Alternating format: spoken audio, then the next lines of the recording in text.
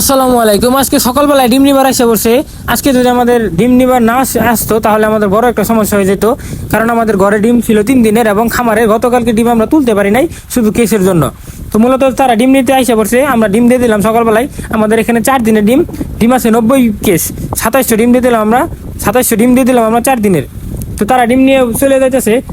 আপনার গতকালের ডিম আমি এই সকালবেলা তুলে দিয়ে দিলাম। তো আমাদের কেস ছিল না দেখে ডিম গতকালকে তুলতে পারি নাই, তার জন্য মূলত এই সকালবেলা তো পরিশ্রম করে তাড়াতাড়ি করে ডিমগুলো তুলে দিলাম। এই যে আমাদের কেসগুলো আমি ধুয়ে ফেলে দিলাম। কেসগুলো অবশ্যই আপনারা খামার থেকে বের করার পরে কেসগুলো ধুয়ে রাখবেন। জীবাণুনাশক বা হুইল দিয়ে বা পটাশ দিয়ে কেসগুলো ধুয়ে ফেলবেন, নাহলে কিন্তু আপনার খামারে ভাইরাস ঢোকার সম্ভাবনা আছে। তো এই যে আমাদের ঘর আজকে পুরাই ফাঁকা, ঘরে আজকে আপনার ডিম আছে যে অল্প 14-15টা ডিম আছে। তো আমি এখন এই খামারে যাই আপনাদেরকে যদি দেখানোর চেষ্টা করি যে আজকে আমাদের সকালবেলা কোনো ডিম নাই খামারে। গতকালের যে পরিমাণ ডিম আসছিল রাত্রেবেলা, তো আমি আপনাদেরকে ভিডিওর মাধ্যমে বুঝাইছিলাম যে আমাদের কি পরিমাণ ডিম আসছিল। তো এই কেসগুলো আমরা ধুয়ে রেখে দিছি।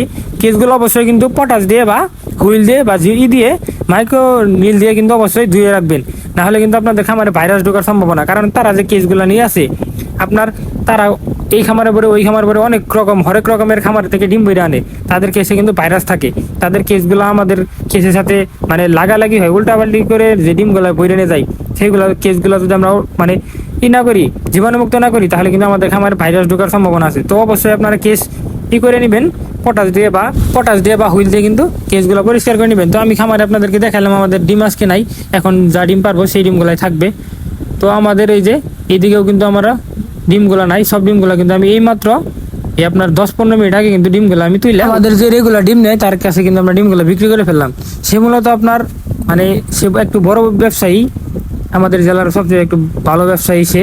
তার জন্য মূলত সে অনেক খামারে ডিম কিনে, তার জন্য মূলত আসতে না পারার কারণে কিন্তু আমাদের ডিমগুলো আপনার 3-4 দিন জমা হয়, তারপরে নিয়ে যাই। তো আমি ডিম পাড়া মুরগির খামারতে বের হয়ে এখন আমাদের এই বাচ্চা মুরগির খামারে যাই, আপনাদেরকে দেখানোর চেষ্টা করবো যে আমাদের মুরগিগুলা কি অবস্থা।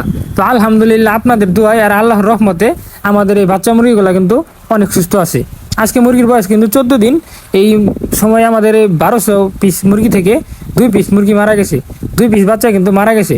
তো 2 পিস বাচ্চা মারা গেছে, একটা আপনার ছিল সি গ্রেডের বাচ্চা, আর একটা আপনার একটু ছিল অসুস্থ টাইপের ছিল।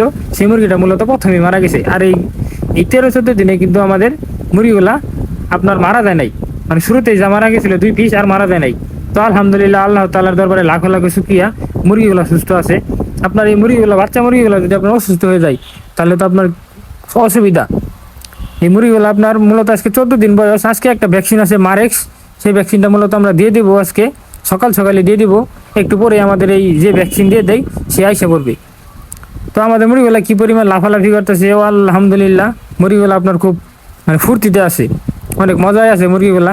তো সবাই ভালো থাকবেন, সুস্থ থাকবেন, আমাদের খামারের জন্য দোয়া করবেন যেন আমাদের মুরগিগুলো আল্লাহ তাআলা সুস্থ রাখে। তো টাটা, বাই বাই, আল্লাহ হাফেজ।